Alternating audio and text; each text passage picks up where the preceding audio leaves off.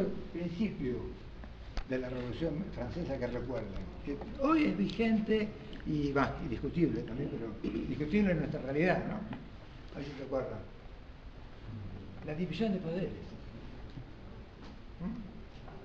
Recién el compañero decía, el Estado soy yo, la concentración del poder en una persona, lo que se llama la monarquía absoluta.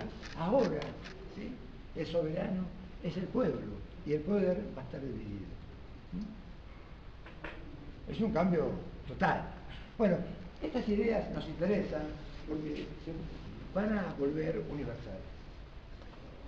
Nosotros vamos a ver, pocos años después, las guerras de independencia en América Latina, de México a Buenos Aires, los españoles pierden sus colonias en 15 años de guerra, no se forman nuevas monarquías, sino se forman repúblicas, ¿verdad?, con problemas internos, qué sé yo, unitarios, federales, pero bueno, pero nadie habla de monarquías, aunque hay algún tipo de proyecto monárquico, ¿no? ¿Se entiende más o menos? Sí. Bueno, ahora vamos a concentrarnos qué pasa en este ciclo de revoluciones burguesas en Inglaterra. Inglaterra, ya habíamos dicho, 100 años antes había modernizado su aparato político. Se había convertido en una monarquía parlamentaria, una monarquía limitada. ¿Está bien? En esta época, una serie, 1780, una serie de invenciones mecánicas, ¿sí?, fundamentalmente a partir de la invención del motor a vapor, da inicio a lo que llamamos el maquinismo o la revolución industrial. En el campo inglés, a partir de Cromwell, se había producido un proceso de cercamiento de la tierra y mayor concentración de la tierra en terratenientes, en grandes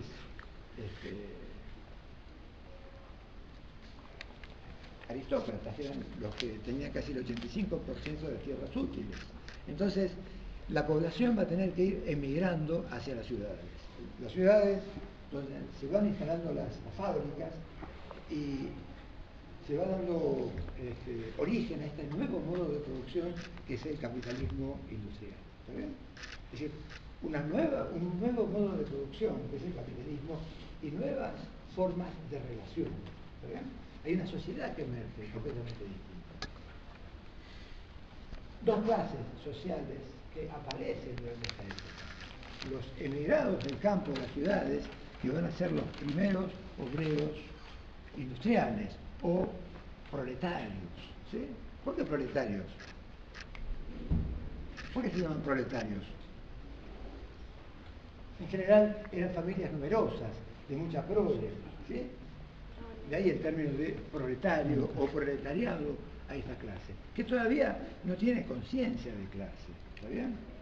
Todavía no hay ningún tipo de reglamentación en la forma de trabajo, ni hay leyes protectoras, ni existen los sindicatos, ni cosas así.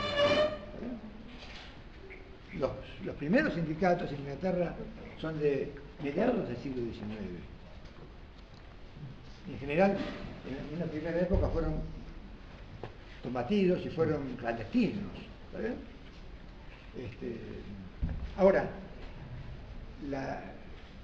esta revolución tecnológica, incipiente, primitiva, poco a poco va a ir perfeccionándose, ¿sí? Van a aparecer máquinas para hilar, para tejer, y lógicamente se multiplica la producción de Inglaterra. Se calcula que el 35% de la producción de tela las venden en América Latina. Nosotros, en el siglo XIX, la población argentina consumía telas inglesas, ¿sí? En general, los gauchos usaban ponchos muchas veces tejidos en Inglaterra. Un comerciante inglés venía a Buenos Aires, compraba un poncho, lo llevaba y, lógicamente, un tejedor de la época en Argentina, en general la zona de los tejedores era Catamarca, La Rioja, tardaba, no sé cuánto se tarda en tejer un poncho, 15 días, por lo menos 20 días, ¿no? ¿Alguien sabe algo? ¿Más o menos? 15 días, por lo menos. Bueno, es incomparable con la producción fabril. Entonces, lógicamente, bajan los precios de los productos que traen y destruyen el negocio local. Es una forma que se hace continuamente. Alrededor de 1850, en América Latina, fundamentalmente Brasil y Argentina, hay más de 180 empresas inglesas, 180 empresas comerciales. ¿Sí? Inglaterra va a ir formando un gran imperio colonial en el mundo, pero también va a tener zonas económicamente dependientes, como nosotros. ¿Sí? Nosotros a principios del siglo XX, nuestro país económicamente era dominado por Inglaterra. Sus frigoríficos, redes ferroviarias, tranvías, bancos, ¿sí? Eran dominados por Inglaterra. Bueno, sobre la producción de textil de Inglaterra. Fundamentalmente, las zonas productoras de algodón es Estados Unidos, Egipto y la India. La India ya es una colonia inglesa. ¿Está bien? Estados Unidos se ha independizado de Inglaterra. Eran 13 colonias costeras, que poco a poco van a ir incorporando territorios. Hoy Estados Unidos es un país que tiene dos océanos, el océano Atlántico y llegó al Pacífico, ¿sí? Pero en un origen eran 13 colonias sobre el Atlántico. Fueron tomando territorios como Luisiana a Francia, Florida a España, posteriormente Alaska a Rusia, y territorios indígenas, ¿sí? Que van a ir ocupando a través de guerras de exterminio. Estados Unidos crece incesantemente en el siglo XIX e incorpora inmigrantes europeos. En 1848 va a tener una guerra con México por Texas. ¿Sí? Hoy es Texas, ¿está bien? Era Texas, y esa guerra termina en pocos meses con la infantería de marina de Estados Unidos ocupando el puerto de Veracruz, en México. Y México no solamente pierde Texas, sino que le vende a Estados Unidos Nevada, California, Colorado y Utah. Es decir, todos esos territorios hoy riquísimos de Estados Unidos eran mexicanos. Estados Unidos llega al Pacífico. Con tanta suerte que a los 2 años se descubre oro en California y se produce la fiebre del oro. Seguramente han visto muchas películas sobre la fiebre del oro en California o la fiebre del oro en Alaska. Seguramente recordarán algún cuento de Jack London, ¿sí? La quimera del oro o Colmillo Blanco. ¿Sí? Seguramente. ¿Sí? ¿Sí o no? Bueno. Ahora, hablé sobre Estados Unidos porque me quiero referir a Inglaterra y su relación con la producción de algodón. En general, las colonias del sur de Estados Unidos eran productoras de algodón que exportaban casi íntegramente a las fábricas inglesas. Estados Unidos crece, está bien, crece de una manera gigantesca, pero crece también de una manera desigual. Porque por un lado tenemos grandes productores, terratenientes, que se dedican al monocultivo con mano de obra esclava en los estados del sur de Estados Unidos, y una clase empresaria, financiera, industrial en el norte, y por otro lado los colonos, los inmigrantes que acceden rápidamente a la tierra. Estados Unidos lo que sobra es tierra, se van incorporando tierra durante casi todo el siglo, y a las familias de inmigrantes le dan aproximadamente 150 o 200 hectáreas con el compromiso de ocuparlas 5 años solamente. Los inmigrantes llegaban, se instalaban 5 años y ya eran propietarios de esa finca, esa chacra, ¿está bien? Se crea entonces una clase media en el campo. A ver, como ejemplo, la familia Ingalls, seguramente lo conocen. Bueno, ese es el caso, es el pionero que se dirige hacia el oeste. Entonces, Estados Unidos crece, pero de manera desigual. Una clase con estados esclavistas en el sur y una mano de obra libre al norte. Obviamente, estos desencuentros, este desarrollo desigual, va a terminar en lo que conocemos como la guerra civil o la guerra de secesión, cuando los estados del sur se quieren separar, ¿no? Bueno, eso no es el tema que nos interesa, pero era para que vean que una zona productora de algodón como los estados del sur están ligados al desarrollo de la Inglaterra industrial.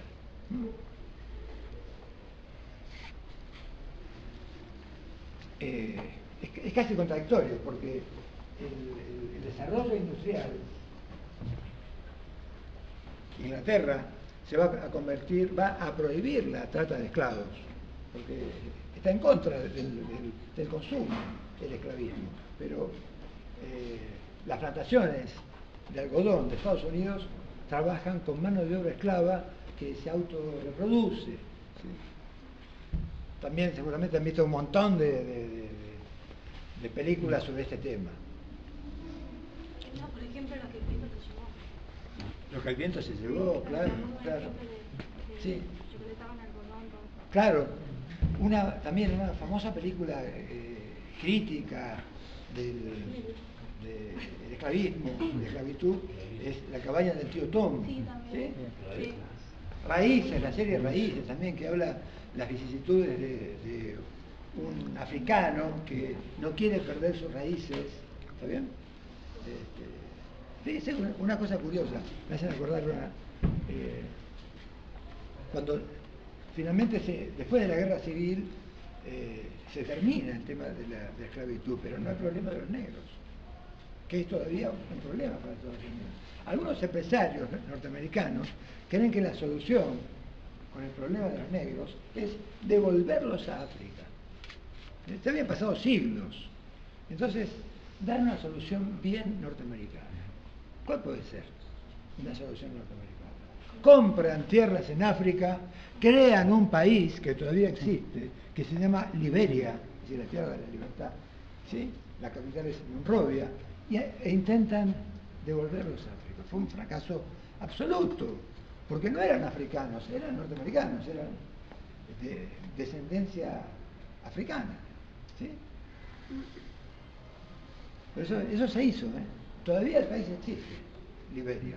Hoy, sumido en una guerra civil espantosa, como la mayoría de los países africanos después de la colonización, ¿sí? Están en una situación muy inestable, con problemas interétnicos, en fin.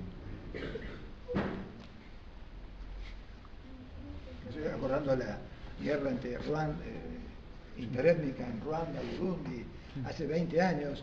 Nosotros son temas que ni los mencionamos, pero murieron 1,5 millones de personas. Hace 20 años, no hace 100 años. Un poco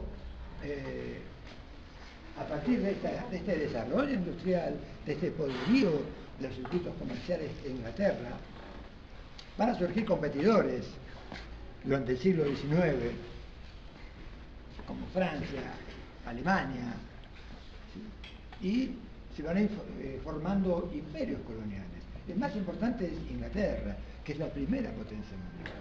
Podemos decir que Inglaterra, durante todo el siglo XIX, hasta la Primera Guerra Mundial, es el país más importante, con mayores capitales, ¿no? Y una cuarta parte de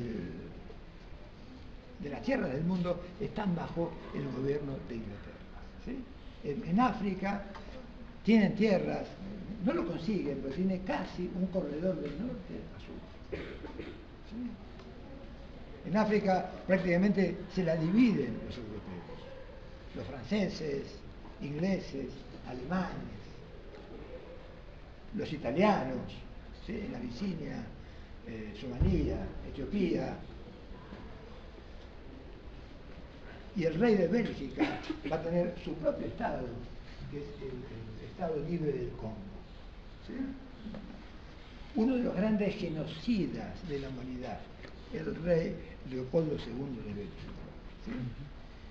Es espantoso lo que pasa en el Congo, y se supone que mataron a más de 10 millones de personas en la superexplotación a los que se los sometía para la extracción fundamentalmente de caucho. Es poco conocido, ¿no? Nosotros conocemos a, qué sé yo, a grandes genocidas que se acomodaron por Hitler. Este es un caso bastante paradigmático. El rey de Bélgica, que era casi el propietario de Congo. Fruto justamente de estos desmanes, de estas injusticias, el Parlamento de Bélgica le saca la propiedad del rey y pasa a ser del Estado belga, ¿no? Hoy es un Estado libre. A partir de la Revolución Industrial, empecé a hablar de la industria textil y de las distintas invenciones que se van dando, que se van a ir perfeccionando en el curso del tiempo. A principios del siglo XIX se produce una revolución en los transportes. ¿Sí? ¿Qué aparece? Ustedes lo saben. El ferrocarril. ¿Sí? El ferrocarril. Hoy no nos causa admiración, decimos el ferrocarril. El ferrocarril fue una revolución. El hombre se trasladaba caminando o a caballo, en carretas, en diligencias. ¿Sí? El ferrocarril va a unir países, va a unir continentes. Inglaterra en pocos años va a tener miles de kilómetros de vías. ¿Verdad? Y va a comenzar a exportar ferrocarriles a distintos lugares del mundo.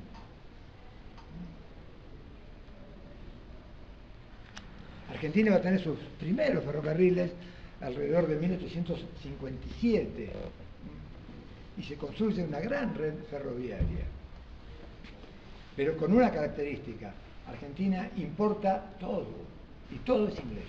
Importamos los rieles, los vagones, las locomotoras, los ingenieros, los técnicos y el carbón.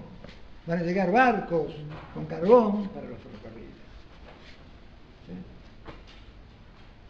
Recién vamos a tener carbón cuando se comience a desarrollar la mina de Río Turbio. ¿Dónde queda Río Turbio? Provincia de Santa Cruz. Santa Cruz, ¿sí? Que ahora está en conflicto, me parece, Río Turbio. No sé si está medio cerrada, sí, una cosa así. Pero es de Río Turbio es de la década del 40, 1940, así que vamos va a faltar mucho tiempo. Entonces, junto con esta transformación que significan los ferrocarriles, a mediados del siglo XIX, otro medio de comunicación aparece que también es revolucionario, que es el telégrafo. ¿Sabes? El telégrafo.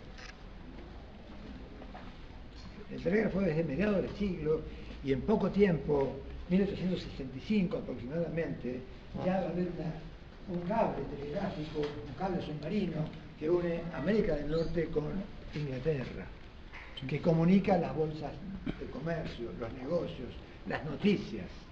1851-52 se crea la primera agencia de noticias, que es Reuters, ¿sí?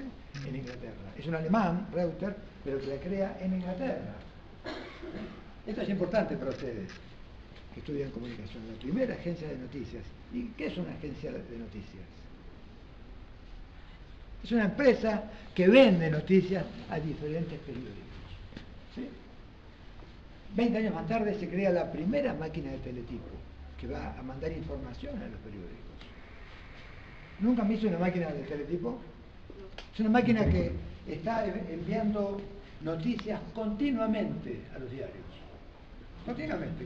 Es un rollo de papel y el periodista va y elige el tema que en la página que trabaja, si es social, cultural, policial o política, y corta la noticia que le interesa. ¿Está bien? Esto es importante. Ahora, es la época de las exploraciones, de los misioneros, de los grandes exploradores como Stanley, como, Livingstone en África. Y un poco va a ir marcando,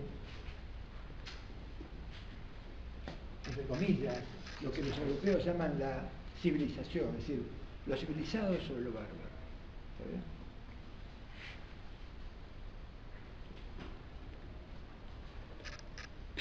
Se desarrollan las ciencias, fundamentalmente la antropología, en base a eso que estoy diciendo, ¿no? A las diferencias de las razas humanas, se estudian las formas de los cráneos para probar que los europeos Por ejemplo, dice, habla de la brutal, sensual y cobarde raza de los negros, la débil, mediocre y materialista raza de los amarillos, y después dice, la raza blanca, inteligente, enérgica y llena de coraje. Es una locura. Sin embargo, esto sí que se consideró científico a fines del siglo XIX. Yo traía un párrafo de Darwin. Ustedes saben quién es Darwin, el autor de El origen de las especies. También Darwin habla sobre los distintos grados de desarrollo de las civilizaciones y pone en la cúspide a los británicos, la raza blanca. Y dice Darwin, porque pensaban que los otros pueblos estaban destinados al exterminio, ¿sí? O a la extinción. Dice Darwin, en un momento del futuro, sin duda no muy alejado, si lo medimos por siglos, las razas civilizadas del hombre, casi con toda certeza, exterminarán y reemplazarán a las razas salvajes a lo largo y ancho del mundo. Al mismo tiempo, los monos antropomorfos, como ha señalado Fulán, serán exterminados sin ninguna duda. La distancia entre el hombre y el animal se agrandará, puesto que se extenderá entre un hombre en estado de civilización superior, como el caucásico actual, y algún mono inferior entre el negro, el australiano y el gorila. Es decir, en esta época los europeos creen que otros pueblos del mundo salvajes son subhumanos, no son iguales. Nosotros dábamos en otros años un práctico que se llamaba zoológicos humanos, justamente. Los europeos llevaban a Europa a pueblos de Sudamérica o de África para que la gente los mire, pues se pagaban entradas solamente para verlos, ¿sí? Una práctica bastante habitual, y se lo hizo en exposiciones universales, como la Exposición Universal de París de 1889. Hay un caso curioso de una familia de Onas, ¿sí? De Shelman, de Tierra del Fuego, que fueron raptados por marinos franceses y llevados a la exposición de París. Los habían puesto en una jaula como caníbales sudamericanos. Eran como 15 personas. Creo que 2 o 3 solamente vuelven después a Tierra del Fuego. Bueno, eso era bastante común. O los circos, pues, ¿se acuerdan el famoso circo del Buffalo Bill, que viajaba por Europa y llevaba pieles rojas y hacía una especie de puestas en escenas de guerras entre soldados y pieles rojas, ¿no? Bueno, ¿alguna pregunta? Me fui del tema.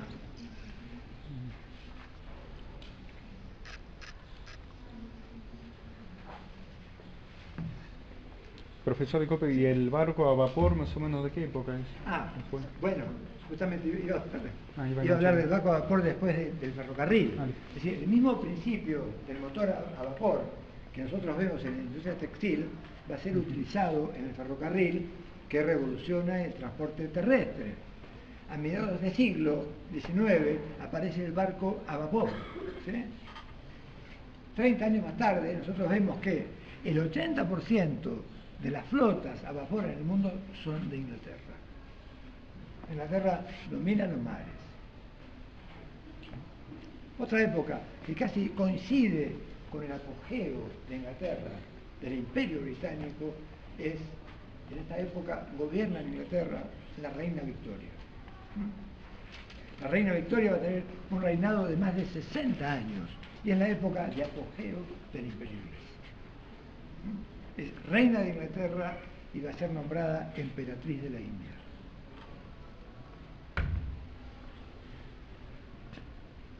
En este mundo de las comunicaciones, el mundo se agiliza, se achica de alguna manera, se construyen grandes obras, como el Canal de Suez. que une el mar Mediterráneo con el mar Rojo y hace que los viajes entre Europa y la India pasen a ser casi la mitad de del tiempo que llevaba antes, ¿no? Y esto es muy importante para los ingleses. Los ingleses al poco tiempo van a dominar, van a ser dueños de las acciones del canal de Suez. ¿Está bien? ¿Qué otro canal se abre después? Que ustedes recuerden, para las comunicaciones interoceánicas. ¿Panamá? El canal de Panamá, ¿sí? ¿Qué saben del canal de Panamá?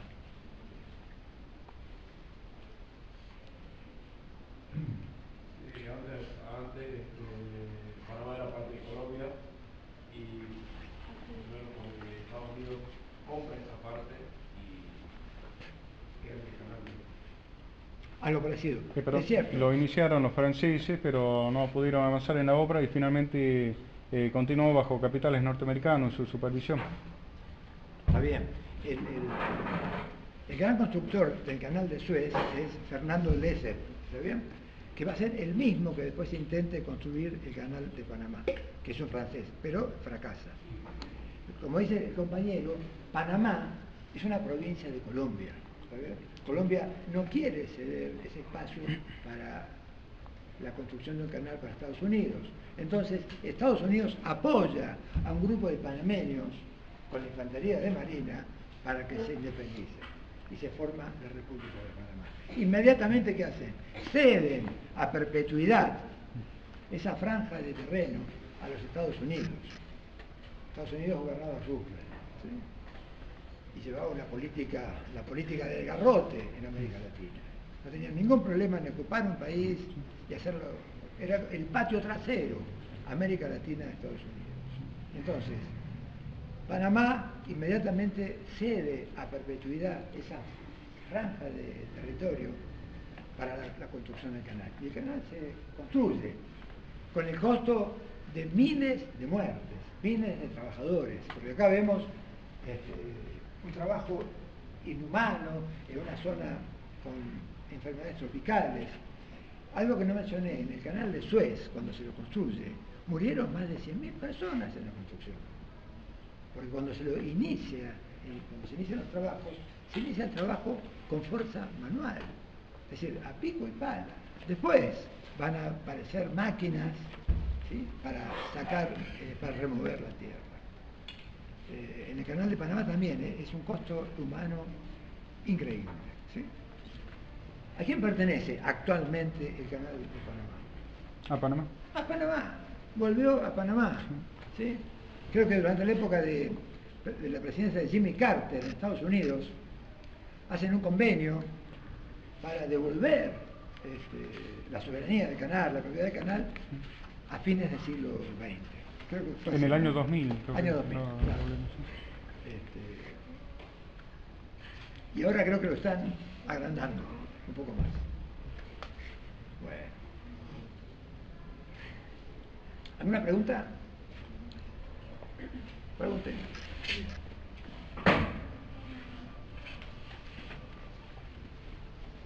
Sí. Nacieron las dos clases, la del proletariado y cuál otra. Ah. No, yo lo que decía que tomamos esa época como el inicio de las revoluciones burguesas, es decir, la revolución industrial y la revolución francesa. ¿Se acuerdan? Hay una serie de acontecimientos que lo van marcando. Por un lado, va a ir apareciendo, se va originando la clase obrera o proletariado. Y por otro lado, si tenemos los asalariados que trabajan por un salario, del otro lado, ¿quiénes van a estar? ¿Y los capitalistas, los burgueses? Los capitalistas, los dueños de esos medios de producción. ¿Está bien?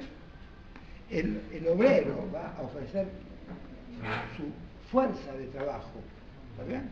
Se le va a pagar por hora, en jornadas que van a ser de 10, 12 o 14 horas. Entonces aparece el proletario, el obrero y el burgués. ¿Está bien? La burguesía industrial. ¿Se entiende? Esas son las dos clases, en continua contradicción. Más bien. Ahora, algo que no hemos dicho nada es sobre las condiciones de trabajo. ¿Sí? Porque no se empleaba únicamente a los obreros hombres, sino también a mujeres y niños. Nosotros vamos a ver que las mujeres y los chicos ganaban la mitad del salario de los obreros y trabajaban a la par de los obreros. A los niños en Inglaterra se los utilizaba a partir de los 4 años, 5 años, para trabajar en los socavones, en la industria del carbón, en la industria del hierro. Obviamente, el promedio de vida desciende, ¿sí? La esperanza de la vida es menos de 40 años. Menos de 40 años.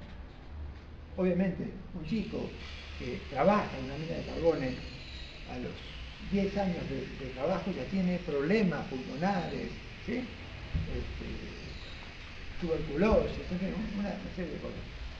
Les recomiendo una película que es muy gráfica sobre lo que estamos hablando, Germinal, sobre una mina de carbón en Francia. ¿Lo ven?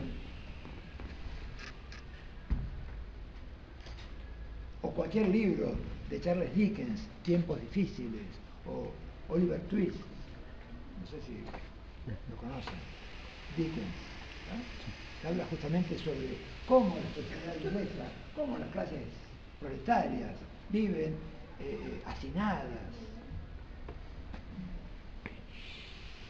en casuchas de madera, donde conviven en una habitación 7 u 8 personas, donde una persona deja la cama y viene otro y duerme, lo que se llamó la cama caliente. ¿Por qué cama caliente?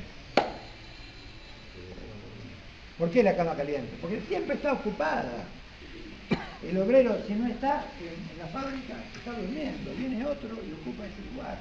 En Argentina también ocurría lo mismo a principios del siglo, ¿sí?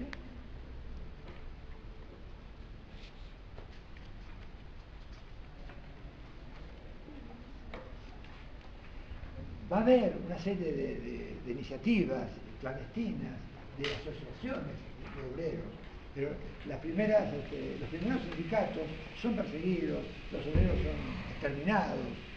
Aparece un movimiento que culpa a la máquina de esta situación que se ha creado, ¿no? Y comienzan a quemar fábricas, a romper máquinas, que es el movimiento llamado ludista, ¿sí? Ludista, porque eran seguidores de Martín Lud, ¿sí? Que es un artesano, porque claro, los artesanos pierden con la maquinización. Entonces, los inventos son incesantes hasta el día de hoy. El mundo cambia y esta idea del mundo civilizado y el mundo bárbaro, del mundo superior y el mundo salvaje. ¿Ven? Nosotros, es un preconcepto que lo tenemos hasta hoy. ¿Sí? Nosotros compraríamos un televisor alemán, Grundig, sí, ¿no? Porque pensamos que es un televisor bien hecho, que va a durar muchos años. ¿Compraríamos de la misma manera un televisor industria boliviana? ¿O ya lo miramos distinto? ¿Sí? ¿Sí o no? Es así. Sí, es verdad. Es verdad. ¿Cómo? Es así, hay preconceptos.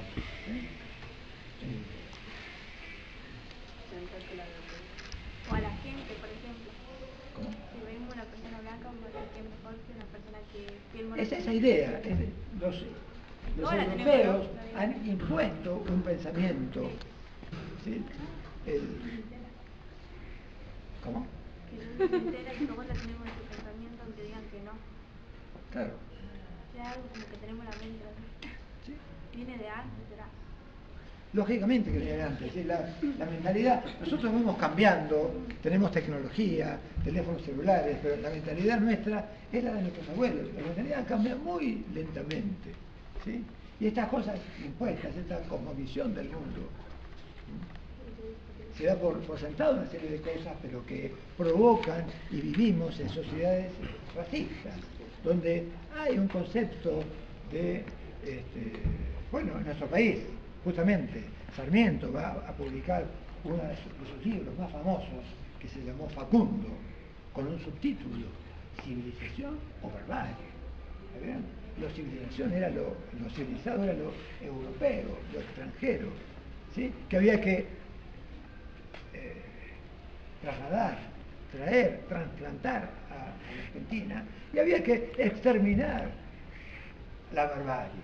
¿Sí? ¿Y cómo se dio la Segunda Guerra Mundial con Hitler, obviamente, cuando él planteaba que bueno, los judíos eran la raza perfecta. ¿Cómo dijo? La gente judía. Bueno, no, es otro caso. La compañera habla sobre Adolfo Hitler y la Segunda Guerra Mundial. Es otro caso, pero también tiene que ver con lo que estamos diciendo. Adolfo Hitler, y fundamentalmente el nazismo, se basó en el antisemitismo, en la persecución de los judíos, y también este tema que yo hablaba recién de las razas humanas. ¿Sí? Los alemanes, en las ideas nazis, la raza aria se consideraba superior a las otras. ¿Está bien? No superior, la única. Por ejemplo, los eslavos para los alemanes eran subhumanos. Y cuando entraron en Rusia, mataron a millones. Lo mismo hicieron con los judíos, creando campos de concentración y haciendo atrocidades que todavía dan vergüenza a todos. Imaginar que eso haya podido ser así, ¿no? Fuerte, ¿cómo? Es algo que no dice nada. Me distrae. Pero sí. Y lo peor de todo eso, que cuando termina la Segunda Guerra Mundial, muchos de estos criminales de guerra obtuvieron refugio en la Argentina. ¿Sí? No es casual, miren que el mundo es grande, ¿no? Casi todos se vinieron a Sudamérica y a Buenos Aires, donde tenían cédulas de la Policía Federal y podían vivir con total libertad, ¿no? Todavía, sí, hace algunos años se capturó a un alemán que era un criminal de guerra que vivió libremente en Bariloche 40 años, Priebke, segundo jefe de la Gestapo de Roma, que había matado un caso en Italia cuando termina la guerra, una patrulla alemana sufre un atentado en las calles de Roma. Creo que mueren, supongamos, 15 soldados alemanes. Entonces, los alemanes que ocupaban Roma van a matar a 20 italianos por cada soldado. ¿Sí? Los sacan de las cárceles, de la calle, y matan en las afueras de Roma, en un lugar que se llama las Fosas Ardeatinas, los fusilan. Y el jefe de este operativo era este señor Priebke, que era en la Argentina un hombre respetado, reconocido y presidente de la Sociedad Germana de Bariloche. ¿Está bien? Pero no con otro nombre, con su nombre.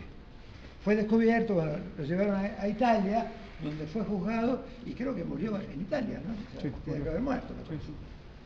Pero bueno, pero esas cosas tienen que ver con lo que estamos hablando, ¿no? El concepto de civilización y de barbarie, cómo los europeos impusieron esa idea del egocentrismo, ¿sí? Y nos han impuesto una forma de vida, una forma hasta de vestirnos, porque nosotros hemos hablado de los ingleses en la India,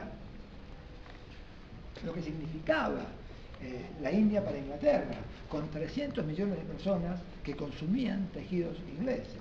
¿Cómo se libera la India? ¿Quién es el gran conductor de la liberación de la India? Mahatma Gandhi. Gandhi, ¿sí? Gandhi es un abogado formado en Inglaterra, así que él había asumido las costumbres inglesas, es un abogado. Pero cuando vuelve a la India y comienza su lucha por la emancipación, ¿cómo lo vemos a Gandhi? ¿Cómo lo recordamos? ¿Qué hace Gandhi? ¿Cómo se viste? ¿Con traje inglés? No, para nada.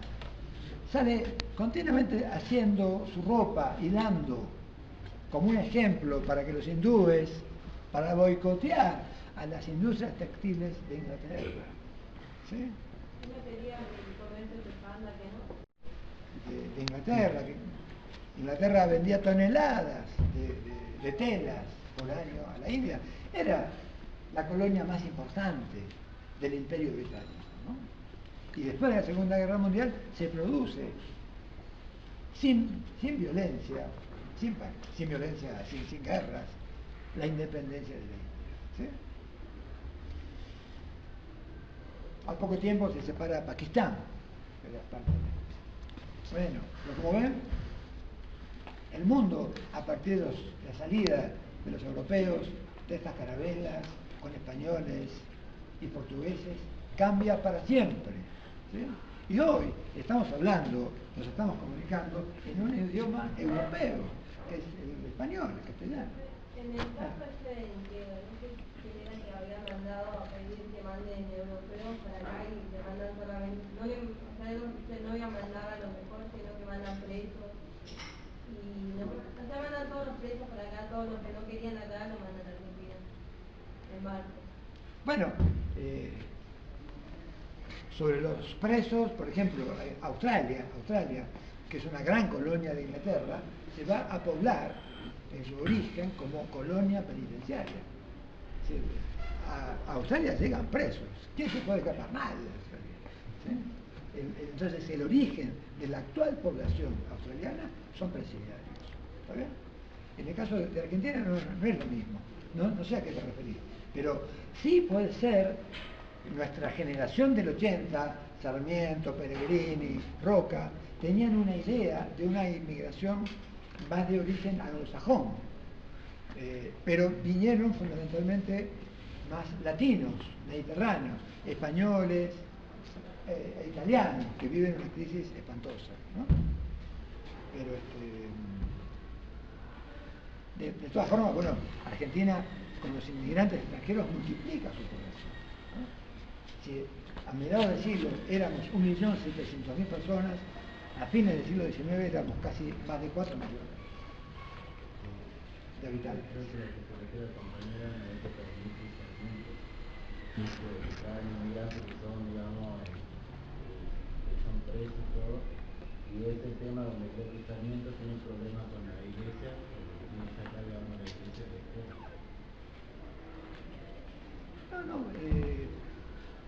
Ese es un conflicto que va a tener después Roca, no Sarmiento, con la iglesia. Usted se refiere a la ley de educación común, ¿está bien? Pero no hay inmigración de presos en Argentina. No. Presos, no.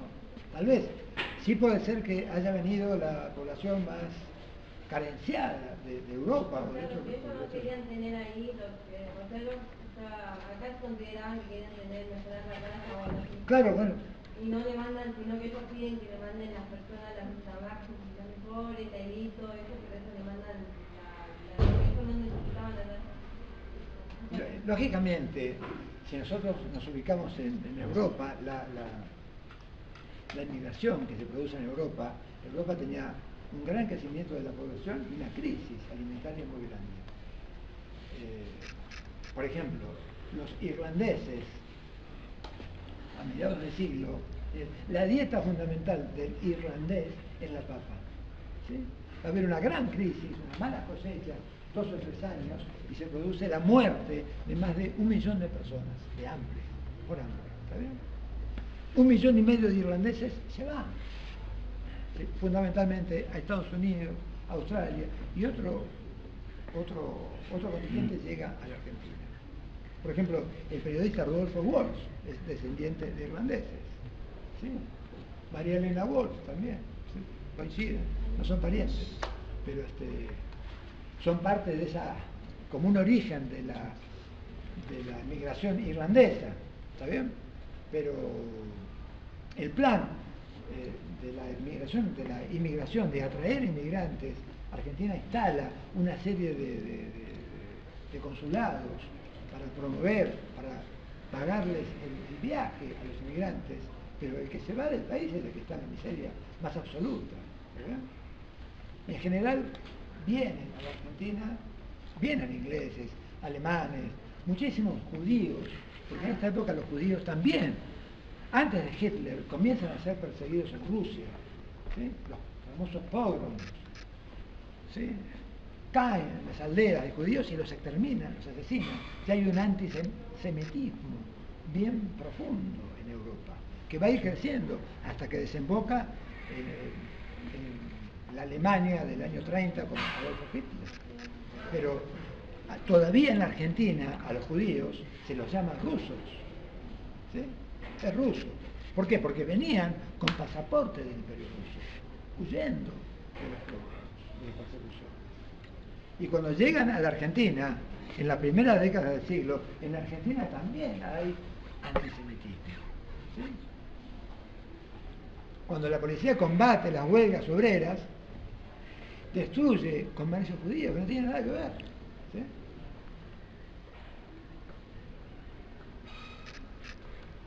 Bueno, eso sobre los inmigrantes. Pero nunca había escuchado sobre los presos, sí sobre las colonias penitenciarias en Australia, en Nueva Zelanda. Se da, por ejemplo, me hizo acordar usted de un caso curioso, pero todavía en la época colonial, un barco inglés que salía con mujeres penadas, condenadas, a Australia, ¿sí? Un contingente de mujeres, que el barco se amotina y entra al puerto de Montevideo y Buenos Aires, ¿sí? Las mujeres van a ser llevadas a distintos pueblos de la frontera. ¿Qué es la frontera? Ahí no hay de Buenos Aires, 50 kilómetros, 100 kilómetros, eso era la frontera. No sé, Roja, Pergamino, Arrecifes, ¿sabes? La línea de Fortines, ¿sabes? Porque en general el resto del país estaba ocupado por los indígenas. La Argentina va a ocupar el resto de su territorio recién a fines del siglo, con las campañas militares contra los pueblos indígenas del sur, o 1885 la ocupación del Chaco, también con campañas militares dirigidas por el mismo ministro de Guerra Victorica. ¿Ah? Esas tierras van a ser ocupadas después por colonias de inmigrantes o en el sur por grandes latifundios.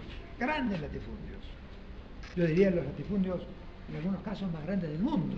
Nosotros vamos a tener en la Argentina a una familia, que es la familia Brown, justamente hoy gobernando, ¿no? El jefe de gabinete Peña Brown, dueños de más de 1 millón de hectáreas en la Patagonia. ¿Sí? Sí, el sueño de colonizar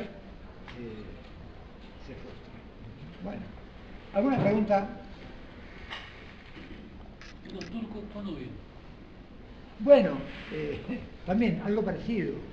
Son árabes que llegan al país, sirio-libaneses, que dependían del Imperio Turco Otomano. En esta misma época. La inmigración en la Argentina termina con la Primera Guerra Mundial. Es decir, no es que termina para siempre. Después de la Primera Guerra van a seguir llegando inmigrantes, pero en menor cantidad. Nosotros vemos el grueso de la inmigración es a partir de la sanción de la ley de inmigración, 1870 y pico, durante la presidencia de Avellaneda. Nicolás Avellaneda, tucumano, es un presidente muy joven.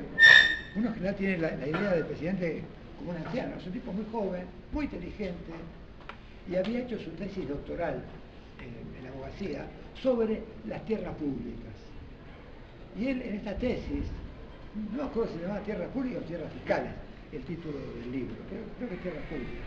Él dice que las tierras son para ser colonizadas, que hay que evitar de todas maneras que se formen grandes latifundios. Y él quería imitar un poco el caso de Estados Unidos, dar una porción de tierra a cada familia de inmigrantes. Pero acá choca con los intereses de los terratenientes, que van a hacer todo lo contrario, grandes latifundios. Pero el plan de colonizar estaba presente. Hay zonas del país donde sí se ha colonizado. Santa Fe, Entre Ríos. Nosotros vemos Santa Fe, tal vez sea una de las provincias más prósperas del país y fruto justamente de esta colonización. Italianos, suizos, judíos, estas colonias, no sé si. También hay colonias de alemanes del Volga, que son alemanes que vivían en Rusia, perseguidos. y sirios libaneses en el norte argentino. Hay una presencia muy importante, ¿no? Hindúes también, que vienen a trabajar a los ingenios, pero en menor cantidad. Sí. Colonias alemanas en Misiones. Sí. Y en Córdoba también. Sí, en Córdoba hay una colonia alemana que es bastante reciente y son los marineros de un barco alemán, ¿sí?, que se hundía en el Río de la Plata cuando comienza la guerra, ¿sí? En general se quedan en el país, la mayoría de los marineros, que eran chicos entre 18 y 20 años.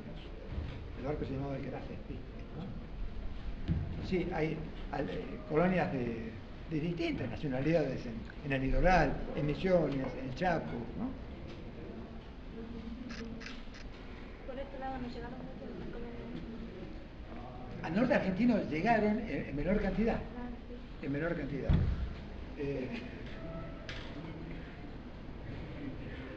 Acá vemos, por ejemplo, la presencia importante de sirios libaneses, ¿verdad? No sé, colonias no. Bueno, suficiente. Están los pueblos originarios de antes acá, ¿no? ¿Cómo? Para acá, para el norte, están los más los pueblos originarios, más antiguos. Los pueblos originarios estaban en todo el país, Claro. en todo el país. Claro. Y todavía la presencia es significativa. En el caso del norte argentino es con